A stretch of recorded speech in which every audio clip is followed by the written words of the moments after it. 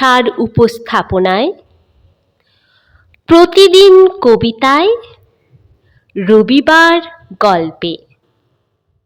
গ্রহের ফের, বিভূতিভূষণ বন্দ্যোপাধ্যায়। গত 22শে অগ্রহায়ণ শনিবার কলিকাতা ইউনিভার্সিটি ইনস্টিটিউটে অধ্যাপক স্বর্গত নলিনাক্ষ রায়চৌধুরীর দ্বাদশ শ্রাদ্ধবাসরীয় স্মৃতিসভার অধিবেশন হইয়াছিল। বিদ্যালয়ের ভাইস চ্যান্সেলর মহোদয় সভাপতির আসন অলঙ্কৃত করিয়াছিলেন। গণ্যমান্য অনেক বক্তা উপস্থিত ছিলেন। তন্মধ্যে ব্যারিস্টার শ্রীযুক্ত সুশীলচন্দ্র ঘোষ মহাশয়ের বক্তৃতা অত্যন্ত হৃদয়গ্রাহী হইয়াছিল। হলটি শ্রোতৃবৃন্দে পরিপূর্ণ হইয়া গিয়াছিল। তন্মধ্যে কলেজের ছাত্র সংখ্যাই অধিক। অধ্যাপক রায়চৌধুরী মহাশয় বাঙালি জাতির গৌরব ছিলেন, কিন্তু বড়ই দুঃখের বিষয় এই যে অন্য দ্বাদশ বৎসরের মধ্যে তাহার স্মৃতি রক্ষার কোনো স্থায়ী বন্দোবস্ত হইয়া উঠিল না। সভার উদ্যোগীগণের উৎসাহ প্রশংসার বিষয় সন্দেহ নাই, কিন্তু তাহারা স্বর্গত অধ্যাপক মহাশয়ের স্মৃতি রক্ষার কোনো স্থায়ী ব্যবস্থার উদ্যোগ করিলে দেশবাসীর সমধিক কৃতজ্ঞতা ভাজন হইবেন। দৈনিক বসুমতী, 23শে অগ্রহায়ণ। অধ্যাপক নলিনাক্ষ বাবুর স্মৃতি রক্ষার ব্যবস্থা হয়, বড় আনন্দের কথা সন্দেহ নাই। কিন্তু সকালে উঠে চায়ের পেয়ালায় চুমুক দিয়ে বসুমতীর প্যারাটা পড়তে পড়তে আর একজন লোকের কথা মনে পড়ে গেল। নলিনাক্ষ বাবুর মতো তিনি ভাগ্যবান পুরুষ ছিলেন না। বর্তমানকালের তরুণ দলের অনেকেই তাকে দেখেননি, কারণ আজ 28 বছর হলো তাঁর মৃত্যু হয়েছে। কিন্তু যাঁরা দেখে থাকবেন তাঁরা সেই পক্ককেশ, সৌম্য দর্শন বৃদ্ধির চেহারা এখনো ভুলে যাননি নিশ্চয়ই। আমি বলছি স্বর্গত রাজচন্দ্র সেন মহাশয়ের কথা। নলিনাক্ষ বাবু ও রাজচন্দ্র বাবু একই কলেজে পড়াশোনা করেছিলেন। নলিনাক্ষ বাবু প্রেসিডেন্সি কলেজ থেকে সরকারি বৃত্তি নিয়ে কেমব্রিজে যান এবং সেখান থেকে ফিরে এসে প্রেসিডেন্সি কলেজে অধ্যাপক নিযুক্ত হন। রাজচন্দ্র বাবু তাঁর পূর্ব থেকেই সেখানে অধ্যাপক। আমি তখন ছাত্র, মোটে ফার্স্ট ইয়ারে ভর্তি হয়েছি। পাড়া গাঁয়ের স্কুল থেকে এসে ইডেন হিন্দু হোস্টেলে থাকি। ভয়ে ভয়ে কলকাতার পথে বেড়াই, কি জানি কখন গাড়ি ঘোড়া চাপা পড়ে কি পথই হারিয়ে বসি।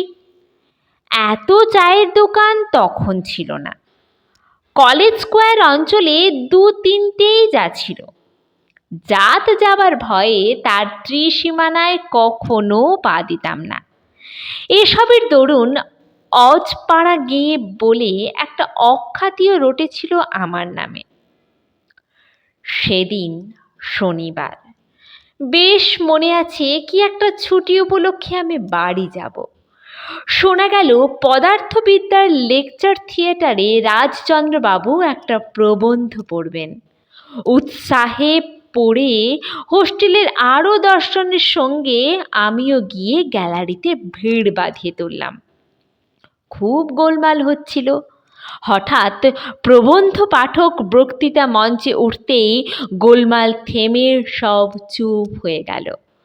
প্রকাণ্ড মাথা ও এক মুখ, আধ কালো আধ পাকা, খাটো ঘন দাড়ি, বেটে চেহারা, মাথাটা দেহের অনুপাতে অত্যন্ত বড়, শস্যযুক্ত বামনের মতো চেহারাখানা। চোখ দুটোর দৃষ্টি অত্যন্ত তীক্ষ্ণ, চকচকে ইস্পাতের মতো একটা অস্বাচ্ছন্দ্যকর দীপ্তি। ফার্স্ট ইয়ার শ্রেণীর ছাত্র, উচ্চাঙ্গের গণিত বিষয়ক কোনো প্রবন্ধ বোঝাবার কোনো ক্ষমতা না থাকলেও গ্যালারিতে ছাত্রের ভিড়, কলেজের বহু অধ্যাপকের উপস্থিতি, প্রবন্ধের ভেতরকার অপরিচিত বৈজ্ঞানিক সংজ্ঞাগুলি ও সেগুলি উচ্চারণধ্বনি, সকলের ওপর বক্তার চেহারা, সব মিলিয়ে আমার বড় ভালো লাগলো।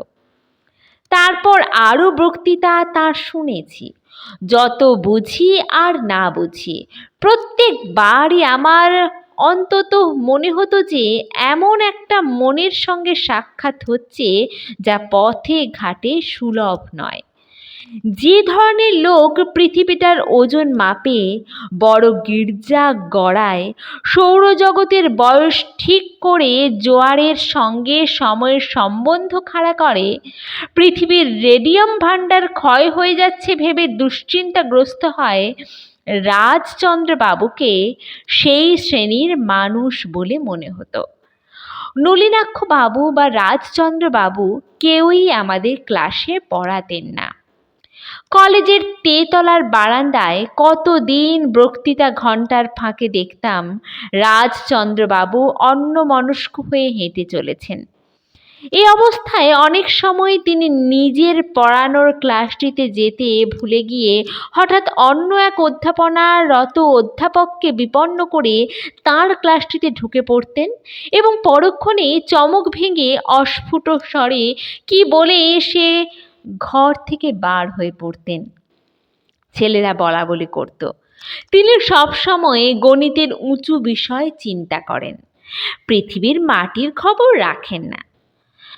তা না রাখুন, তাতে ক্ষতি ছিল না, কিন্তু রাজচন্দ্রবাবু উপরওয়ালার মেজাজের খবরটাও বড় একটা রাখতেন না বা রাখার জন্যে গ্রাহ্যও করতেন না। এটাই ছিল তাঁর মহৎ দোষ। প্রিন্সিপাল লসন সাহেবের নাম প্রেসিডেন্সি কলেজের সে সময়ের ছাত্রদের কাছে আর দুবার বলবার দরকার হবে না। খুব ভালো লোক, দর্শন টাইপসে জয় পতাকা উড়িয়ে পাস। সুতরাং শুধু হাকিমি চালচলনের প্রিন্সিপাল নন, বিদ্বানও বটে। তিনি রাজচন্দ্রবাবুকে অনেক রেহাই দিয়ে চলতেন, কিন্তু নিজের ডিপার্টমেন্টের ওপরওয়ালা নলিনাক্ষবাবুর সঙ্গে রাজচন্দ্রবাবুর বনিবনাও ছিল না আদেও। কতদিন ছেলেরা দেখেছে নলিনাক্ষবাবুর খাস কামরা থেকে রাজচন্দ্রবাবু অপ্রসন্ন মনে বিড়বিড় করে কি বকতে বকতে, দাঁড়িতে হাত বুলোতে বুলোতে দুধে সওয়ারের পাল্লায় পড়া বিপন্ন একরোখা ঘোড়ার ভঙ্গিতে বার হয়ে গেলেন। নলিনাক্ষবাবুর হুকুম ঠিক মতো তামিল না করার মূলে রাজচন্দ্রবাবুর যে ইচ্ছাকৃত কোনো অবিনয় ছিল তা নয় বোধ হয়। তার স্বভাবই ছিল সাধারণত অন্যমনস্ক ধরনের। নলিনাক্ষবাবু অধস্তন কর্মচারীর এরকম লর্ড কেলভিনের মতো মেজাজ বরদাস্ত না করতে পেরে এবং সেটাকে তার হুকুমের প্রতি সরাসরি ভাবের অন্যান্য ভেবে নিয়ে সব সময় পঞ্চমে চড়ে থাকতেন। আমার সহপাঠী প্রতুল হোস্টেলে আমার পাশের ঘরেই থাকতো। অঙ্কে খুব পাকা, হুগলি জেলা থেকে টেম্পল বৃত্তি নিয়ে এন্ট্রান্স পাস করে। চেহারা বেশ ভালো, আর একটু সেন্টিমেন্টাল ধরনের ছিল বলে তাকে সকলে মিস গুপ্ত বলে ডাকত। সেদিন সন্ধ্যার সময়ে সে হোস্টেলের বারান্দায় বসে আমার কাছে গল্প বললে। বিকালে রাজচন্দ্রবাবুর বাড়ি গিয়েছিল, সেখান থেকেই আসছে। আমি জানতাম কলেজে যেসব ছেলে মুগ্ধ ভক্তের অর্ঘ্য নিবেদন করে প্রতুল সে দলের একজন চাই। যেমন হয়ে থাকে কলেজে, ছেলেরা যে প্রফেসরকে পছন্দ করে তার বাড়িতে গিয়ে তার সঙ্গে ঘনিষ্ঠতা জমায়। প্রতুলও তারপর থেকে সপ্তাহে 2 দিন 3 দিন রাজচন্দ্রবাবুর বাড়ি যাতায়াত শুরু করে দিলেন। একমাত্র মেয়ে ছাড়া তার সংসারে কেউ নেই, বা তার মেয়ের নাম যে প্রভাবতী, এসব কথা আমি ওই প্রতুলের মুখেই শুনেছিলাম। প্রতুলের মুখেই শুনতাম তার বাড়িতে চায়ের বন্দোবস্ত ছিল না, কারণ তিনি নিজে চা খান না। ছেলেরা যাতায়াত শুরু করার পরে প্রভাবতী বাবাকে বলে চায়ের সমস্ত সরঞ্জাম আনিয়ে নিয়েছেন। নিজে চা পরিবেশন করেন, কাজেই আজকাল এদের, বিশেষ করে প্রতুলের, কোনো অসুবিধা হয় না। হঠাৎ একদিন মনে হলো রাজচন্দ্র বাবুর বাড়ি না যাওয়াটা তার প্রতি অত্যন্ত অসম্মান ও ঔদাসীন্য দেখানো হচ্ছে। সেটা ঠিক নয়। পরের রবিবার প্রতুলের সঙ্গে বিকেলের দিকে তার ওখানে গিয়ে হাজির হওয়া গেল। রাজচন্দ্রবাবু তখনও ওপরে নিজের ঘরটিতে পড়াশোনায় ব্যস্ত আছেন। তার মেয়ে আমাদের বসালেন। চা ও খাবার তৈরি হলো, খানিকক্ষণ গল্প স্বল্পও হলো। তার কথাবার্তায় মনে হলো রাজচন্দ্রবাবু অন্য বিষয়ে যতই অন্যমনস্ক হন না কেন, মেয়েটির শিক্ষা দেওয়া বিষয়ে মোটেই ঔদাসীন্য দেখাননি। তারপর আমরা ওপরের ঘরে গেলাম। আগাগোড়া দেওয়াল বই ভরা আলমারিতে ঢাকা পড়েছে। মেঝের ওপর এখানে ওখানে যদৃচ্ছা মতো বই ছড়ানো। দেখে মনে হয় আলমারি ভরা বই শুধু ঘর সাজানোর উদ্দেশ্যে ব্যবহৃত হয় না।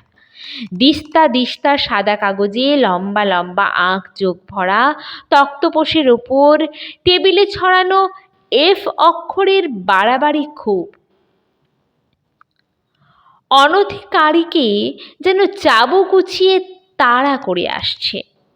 দেশের বড় বড় বিশ্ববিদ্যালয়ের খ্যাতনামা অধ্যক্ষদের সঙ্গে রাজচন্দ্রবাবুর পত্র ব্যবহার হয়, বা তাদের দু একজনের সঙ্গে পরিচয় যে খুব ঘনিষ্ঠতাও রাজচন্দ্রবাবুর অনুপস্থিতির ফাঁকে প্রতুল খান কতক চিঠি দেখিয়ে আমাকে বুঝিয়ে দিলে।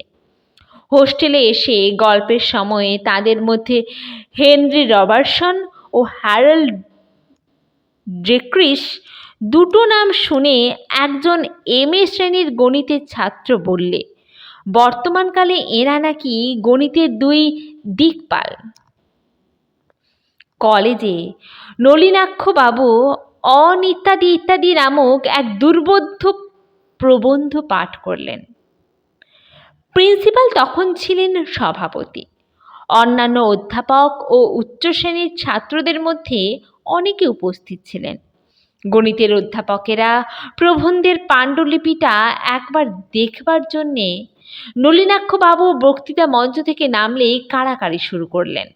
কেবল রাজচন্দ্রবাবুর কোনো উৎসাহ লক্ষ্য করা গেল না। তিনি নাকি প্রতুল শুনে এলো বাড়িতে বলেছেন নলিনাক্ষবাবু প্রবন্ধের অধিকাংশই ভিত্তিহীন। অত অসম্পূর্ণ ডাটা ওপর নলিনাক্ষবাবুর মতো বিচক্ষণ লোক যে কি করে তার বক্তব্য খাড়া করেছেন তা ভেবে রাজচন্দ্রবাবু আশ্চর্য হয়ে গেছেন ইত্যাদি। এর মাস পাঁচেক পরে ফিলসফিক্যাল ম্যাগাজিনে রাজচন্দ্রবাবুর একটা প্রবন্ধ বার হলো। তাতে শুনলাম তিনি নলিনাক্ষবাবুর মতবাদকে খণ্ডন করেছেন, যদিও নলিনাক্ষবাবুর প্রবন্ধের উল্লেখ কোথাও তিনি করেননি।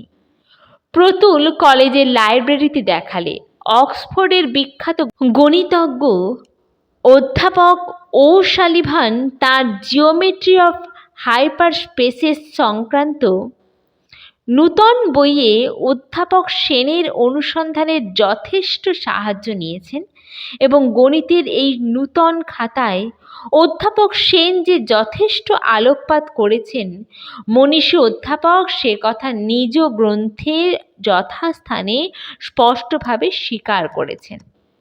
একদিন রাজচন্দ্রবাবুর বাড়িতে আমাদের নিমন্ত্রণ হলো। প্রভাবতীর হাতের রন্ধনের প্রশংসা এর আগে প্রতুল দু একদিন করেছিল বটে, খুব যে বাড়িয়ে বলেছিল তা মনে হলো না। প্রভাবতী আমাদের সঙ্গে যত শান্ত, অসংকোচ ও সহজ ব্যবহার করতেন, ততই আমাদের, বিশেষ করে আমার আনাড়ি ভাবটা যেন বেড়েই চলেছিল। কোনো রকমে নিমন্ত্রিতের কর্তব্য সমাপ্ত করার পর রাজচন্দ্রবাবুর আহ্বানে তাঁর ঘরে গেলাম। ঘরে টেবিল চেয়ার তত ছিল না।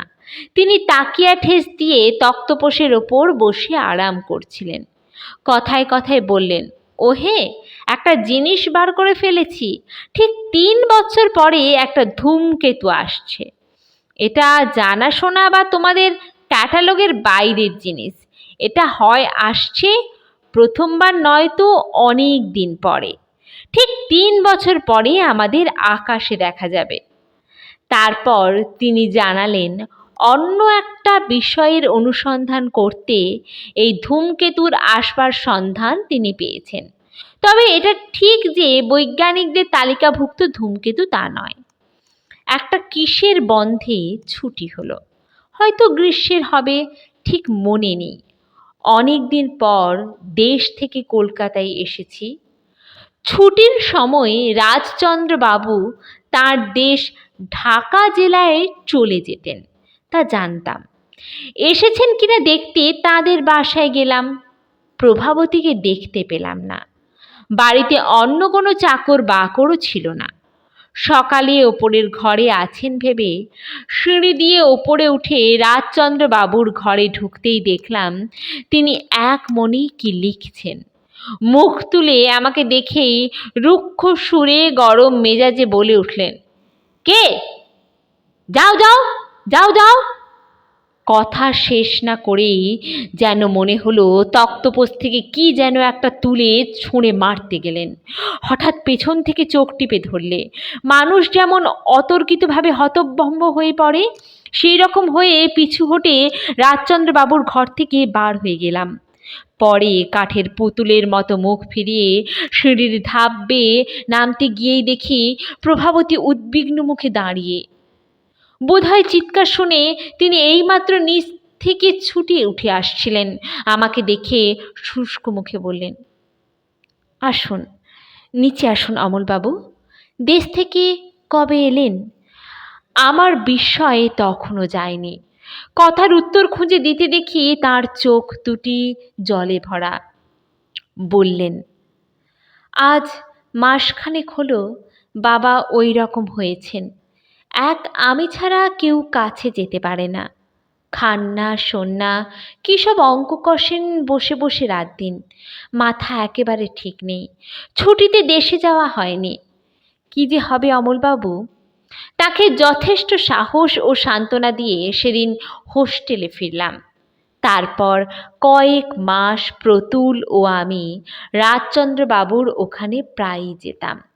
তাদের দেশ থেকেও প্রভাবতীর বড় মামা এসে কিছুদিন থাকলেন।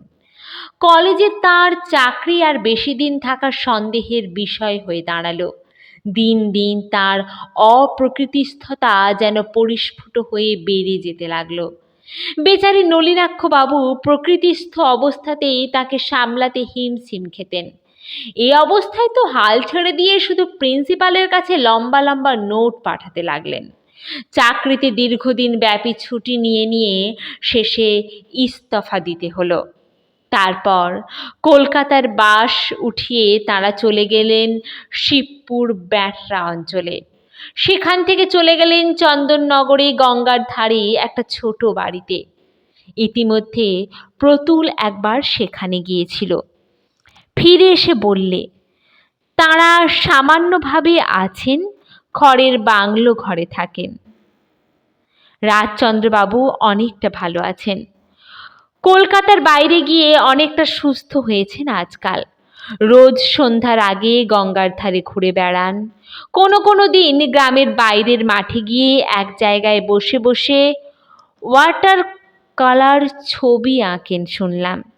এ সংবাদটা নতুন এবং অদ্ভুত লাগলো। তুলি ও ইজেল হাতে রাজচন্দ্রবাবুর ছবিটা মনের সঙ্গে খাপ খাওয়াতে পারলাম না কোনো রকমে। ডাক্তারের পরামর্শে অবসর সময়ে চিত্রবিদ্যার চর্চা আরম্ভ করেছেন। গণিতের কেতাব সব আলমারির মধ্যে চাবি বন্ধ। পুজোর ছুটিতে তাদের ওখানে গেলাম। প্রভাবতী ভারী আনন্দ প্রকাশ করলেন। রাজচন্দ্রবাবুকে অনেক সুস্থ বলে মনে হলো বটে, কিন্তু আগেকার মতো যেন দেখলাম না। রাজচন্দ্রবাবু বললেন, ওহে, তোমরা ধূমকেতুটার কথা ভুলে যাওনি তো? ওটা আসছে কিন্তু ঠিক। আমি বললাম, আগে এটা এসেছিল কখনো? রাজচন্দ্রবাবু বললেন, এসেছিল নিশ্চয়ই, তবে অনেক দিন আগে। মানুষ তখন শিশু ছিল। প্যারাবোলার পথে ঘুরতে, বড় প্যারাবোলার পথে ঘুরে আসতে অনেক বছর কেটে গিয়েছে। আমি না বুঝতে পেরে বললাম, প্যারাবোলায় ঘুরলে সেটা কি ফিরে আসবে আবার? তিনি বললেন, কেন আসবে না? বড় প্যারাবোলা আর কিছু না, এলিপ্সই, তবে চ্যাপটা খুব বেশি, যাকে বলে এক্সেন্ট্রিসিটি খুব বেশি। অন্য ধূমকেতুর পথ ছোট, এলিপ্স। মানুষের জ্ঞানের মধ্যে হয়তো দুবার আসতে পারে, হতে পারে এর পথ ঘুরতে লেগেছে 5,000 কি 10,000 বছর। 10,000 বছর আগে যখন এসেছিল তা মানুষের ইতিহাসের বাইরে।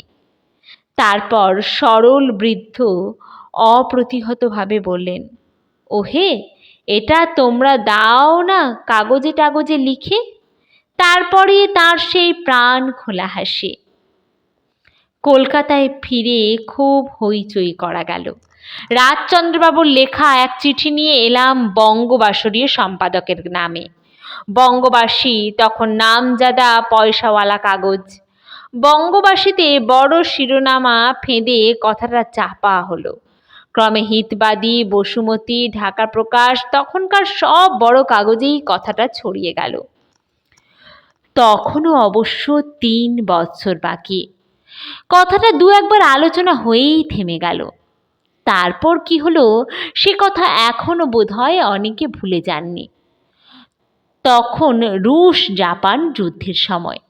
জাপানিরা পরপর চেষ্টা করে পোর্ট আর্থার দখল করতে পারছে না।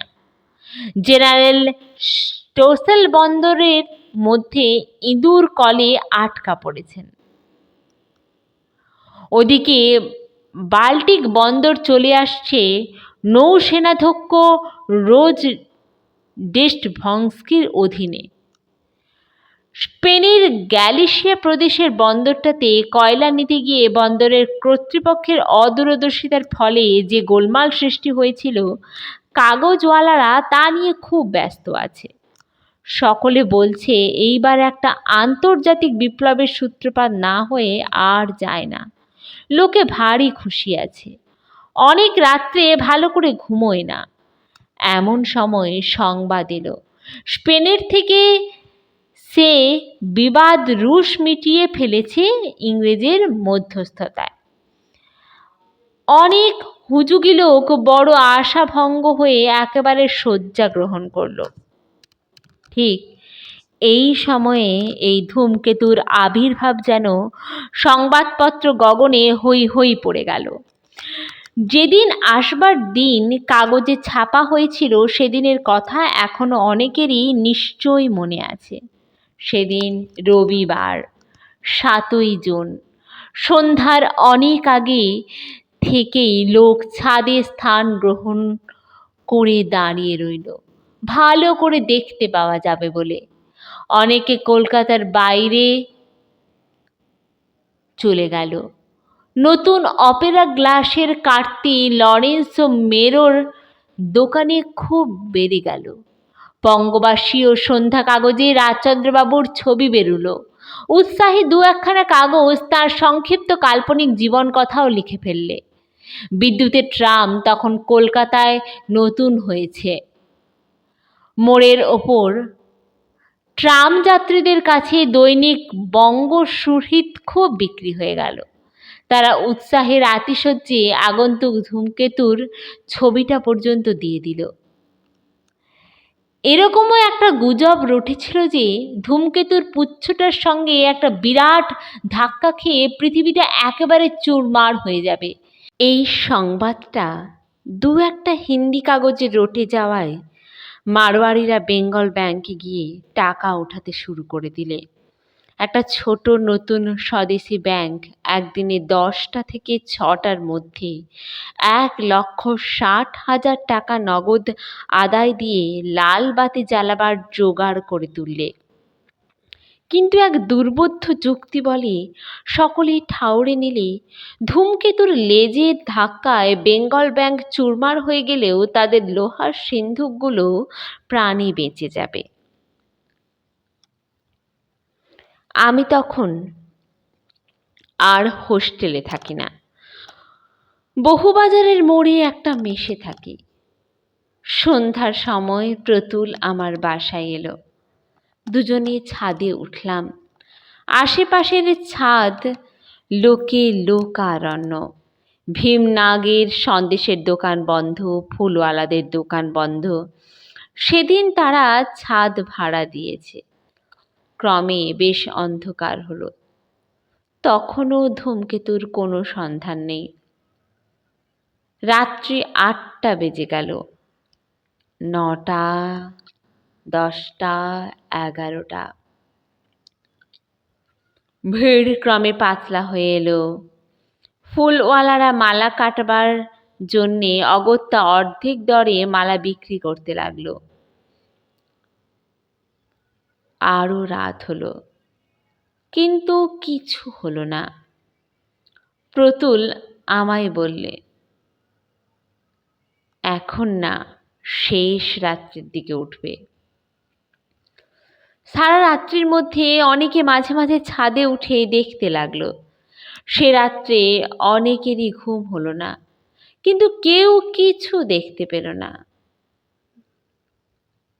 তারপরে আজকাল করে 1 সপ্তাহ, ক্রমে 2 সপ্তাহ কেটে গেল। ধাক্কা খাওয়ার তরে যারা দুশ্চিন্তাগ্রস্ত হয়েছিল তারা আশ্বস্ত হলো। ধাক্কা তো দূরের কথা, ধূমকেতুর পুচ্ছের একটা পালকও কারোর নজরে এলো না।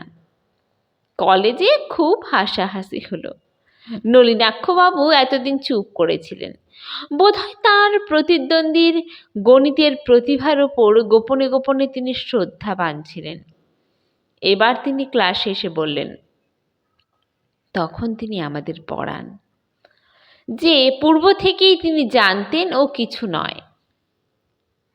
রাজচন্দ্র বাবুর মতো বিচক্ষণ লোক যে কি ডাটার ওপর এ আজগুবি খবর খাড়া করলেন তা তিনি ভেবে আশ্চর্য হয়েছিলেন। তবে পাছে অসফল হয় এজন্য কোনো কথা বলেননি। এমন কথারও আভাস দিলেন যে রাজচন্দ্র বাবুর মস্তিষ্ক প্রকৃতিস্থ না হওয়ার দরুনই এইসব গোলযোগ, এবং তাকে নিবৃত্ত না করার দরুন আমাদের মৃদু ভর্ৎসনাও করলেন। এক্ষেত্রে যা হয় তাই হতে লাগলো। কাগজপত্রে লোকের মুখে খুব গালাগালি চলল। নিরীহ রাজচন্দ্র বাবুর কারুর কোনো অনিষ্ট করেননি, বরং ধূমকেতুর ধাক্কা খাওয়ার দুশ্চিন্তা থেকে বাঁচিয়ে লোকের ইষ্টই করেছিলেন। কিন্তু আমাদের একটা বৃহৎ আশা দিয়ে তা থেকে বঞ্চিত করার অপরাধে তাকে কেউ ক্ষমা করলে না।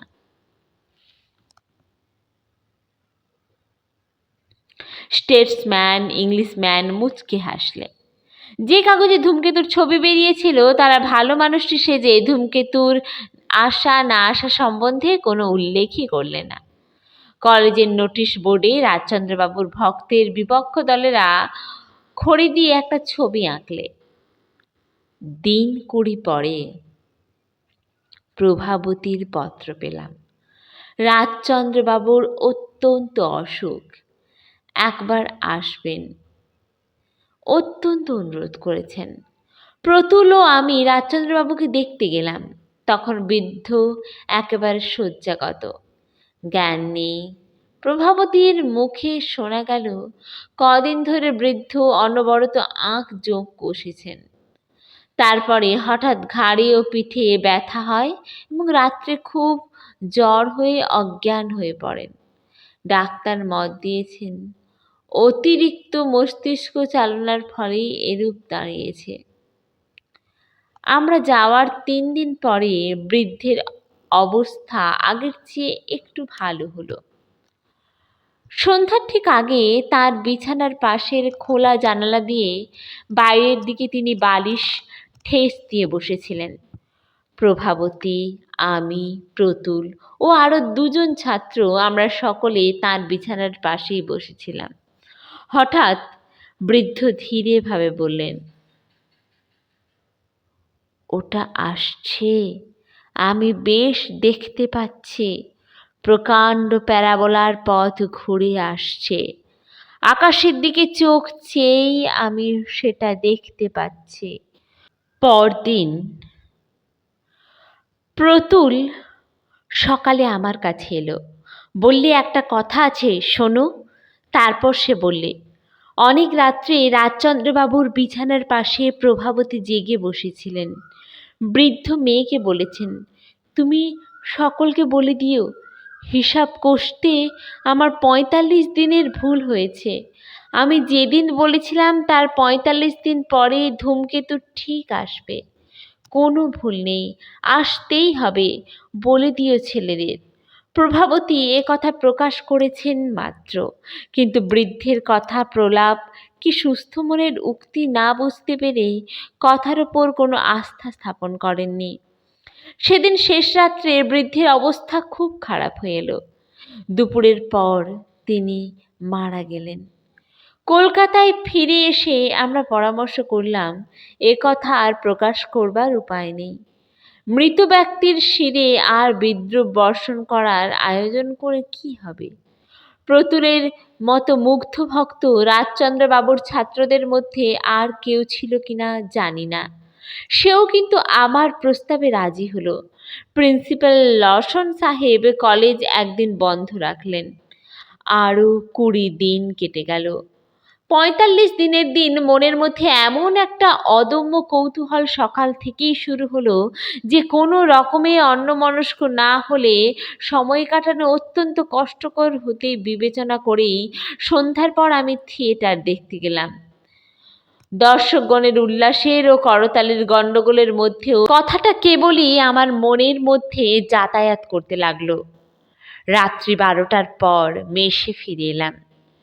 আসতে আসতে ছাদে উঠে প্রতুলকে বললাম, চলে আয় ভাই, নেমে আয়, রাত অনেক হয়েছে। অনেকক্ষণ থেকে সে ছাদের ওপর হাঁ করে ঠায় দাঁড়িয়ে আছে। প্রতুলের চোখে জল এলো। লোকে তাকে যতই সেন্টিমেন্টাল বলুক, নলিনাক্ষবাবুকে মনে মনে কৃপার পাত্র ভাবলাম সে রাত্রে। এরকম একজন মুগ্ধ একনিষ্ঠ ভক্ত ছাত্র লাভ করার সুযোগ তার হয়নি বলে। উঠোন গিয়ে তিনি ইম্পেরিয়াল গ্রেডে। কত রাত্রে জানি না।